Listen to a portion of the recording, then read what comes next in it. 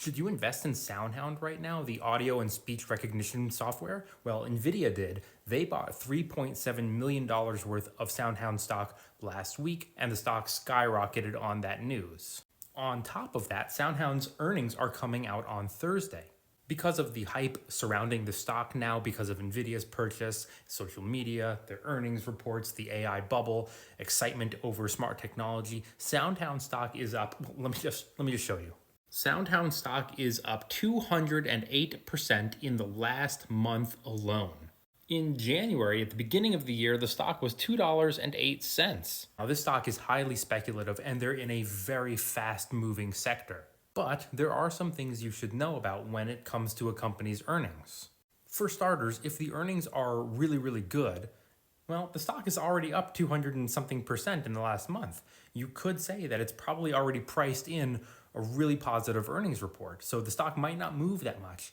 Alternatively, it could be a buy the rumor, sell the news thing, where the earnings come out and they are good and everyone goes, well, I'm going to lock in some profits and move on. In that case, the stock could actually take a tumble, or the earnings could be a dud and the stock could crash, or the earnings could be incredible and the stock could move even higher. After all, it is up 50% right now. What's the right move? Now, listen, if you're already following me, you've gone and you've seen all of my should you invest in videos through the playlist here on TikTok, and you know how to do your own analysis now for a stock. So we're not going to do that for this particular stock. Instead, I'm going to run through a couple scenarios, a couple options here. One option would be to say, I'm starting the full position right now. I want 100 shares. It's $5.84 or whatever. I'm buying 100 shares right now.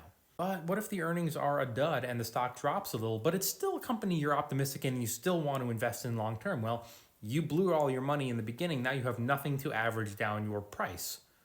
So another option would be to say, well, I want 100 shares. I'm going to buy 50 now. And if the earnings are a dud, I'll buy the next 50 shares in a couple days after the earnings report when the stock drops a little bit. Alternatively, you could say, I'm going to wait for a really bad earnings report and I'll buy it if it dips. But if it doesn't dip, you're going to be sitting there going, damn it.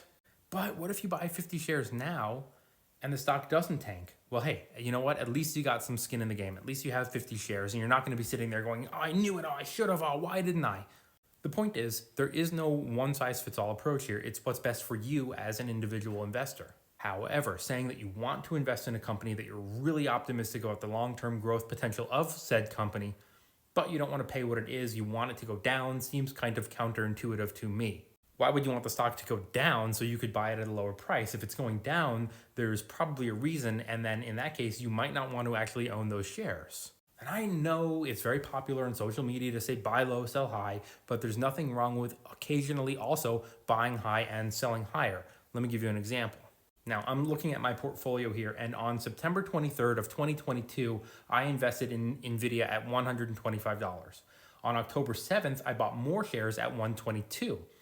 On October 13th, I bought more shares at $110. I was buying as it was going lower. However, then it started to go higher. And on December 22nd, 2022, I bought more at $154. Then I bought more in March 29th of 2023 at $226. Then in June of 2023 at $387. Then a little bit more in June at $360. Then in August of 2023, I bought more at $455.